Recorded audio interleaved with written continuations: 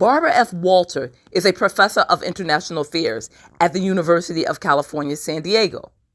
She is an expert on civil wars around the world, and she has advised the CIA on the subject for many years. While collecting research and examining the seeds of wars in distant lands, Barbara F. Walter began to notice that some of the same warning signs she observed in foreign countries were showing up in America. The United States was mimicking the behavioral patterns of those countries that were inching closer to or on the verge of a civil war. For years, Barbara has been sounding the alarm that America is divided. And I agree with her. I believe that there are deeply rooted racial problems in this country. Tossing around the words diversity, equity, and inclusion and promoting it as a form of reverse discrimination against white people is harmful. There are too many legitimate problems that America is facing. There is a universal problem with minimum wage throughout this country. There are the working poor trying to get by on a minimum wage of $7.35, while the House and the Congress want to pass the one big beautiful budget bill that will cut Medicaid and cut SNAP. Do you know very few people can afford to save money during this time? And buying a house is becoming the impossible dream? Professor Walter's research on the causes of civil wars looked at which countries were at risk of experiencing political instability and political violence. She identified two key elements that could predict a civil war. One, an autocratic government. This term describes a lukewarm, weak democratic government that is neither hot nor cold. Then add into the mix a leader with dictator-like tendencies, and you have an autocracy. Two, when the citizens of a country no longer unite politically because of similar ideas and beliefs, then you've got a problem. If people only connect politically on the basis of identity, you're in trouble.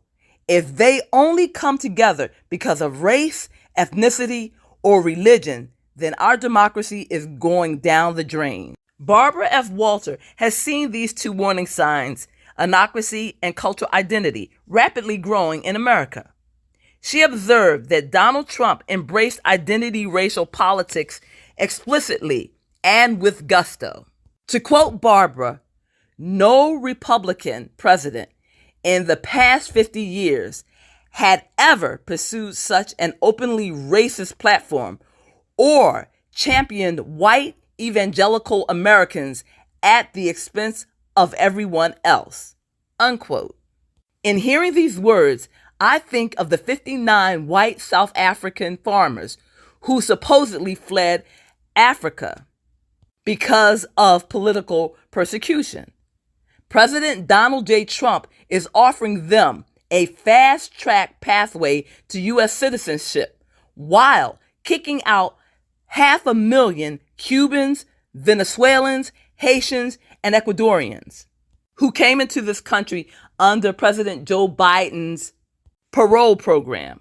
For years, no one took Barbara seriously until the January 6, 2021 insurrection. That was the day President Donald Trump told his supporters to fight like hell. That was also the day that they stormed the Capitol and attacked our democracy. We also know that storming the Capitol pays off. When President Donald Trump took office in January 2025, the first thing he did was pardon those 1,500 insurrectionists who stormed the Capitol and who attacked our democracy. He pardoned every last one of them without any thought to how the American public would feel. He rewarded their loyalty. In the professor's research, she warns that civil wars are not usually started by the poor or the most marginalized people.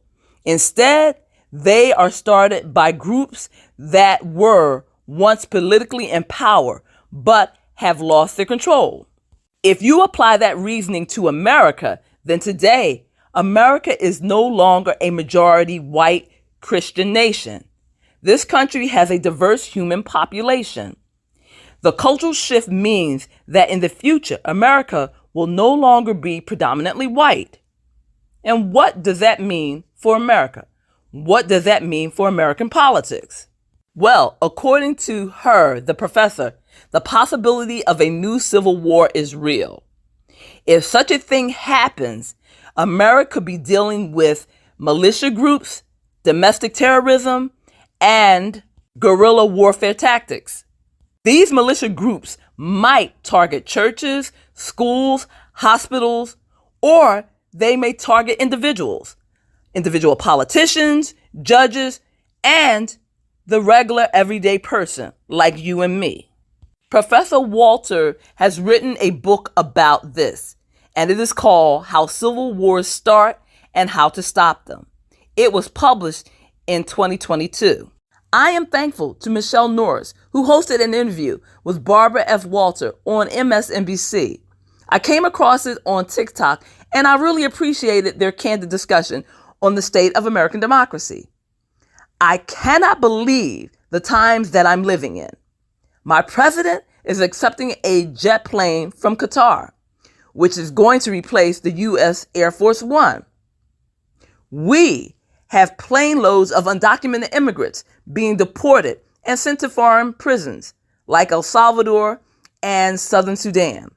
Not to mention, federal judges are being arrested and politicians like mayors are being arrested and censured. Executive orders canceling the birthright citizenship of undocumented immigrants is being signed. In fact, there are so many executive orders that they are starting to pile up. No more diversity, equity, and inclusion. No more Board of Education. No more Institute of Museum and Library Services.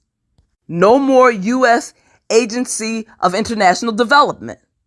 And funding for universities and colleges and hospitals are being withheld. I can go on and on and on about the executive orders that the president is signing. I can go on and on about the injustices that are happening to undocumented immigrants. I can go on and on about the attacks on Harvard, Columbia, and a lot of our other educational institutions. I can even go on and talk about what's happening to the hospitals, not to mention what's happening to our safety net programs like Social Security and Medicaid. But I will let you meditate and marinate on the information that I have provided in this particular video. In conclusion, I don't know if America can be saved. There is so much hatred and divisiveness in this country. We are no longer united by morality, fairness, and a need to do the right thing. Lying seems to be the new golden rule, the common sense strategy. Everyone is doing it. There seems to be very little honor among us, but a whole lot of deceit. Thank you for joining me, Elizabeth Griffin, the Black romance writer, on my platform.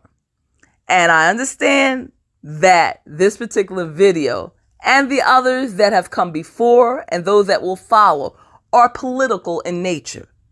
I am still a romance writer, but I feel that it is my duty and my responsibility to share what I'm seeing, how I'm feeling, and hopefully we can bring a change about in America. Hello. This is Elizabeth Griffin, the Black romance writer. If you want to support me and my writing, definitely check out my catalog of ebooks, audiobooks, and paperbacks. I have something there for everyone, and I truly appreciate it if you spread the word. I have 12 professionally narrated audiobooks that are available everywhere. Spotify, Barnes & Nobles, Amazon, Audible, you name the platform and I am there. So once again, I truly appreciate the support. I truly appreciate all of the love.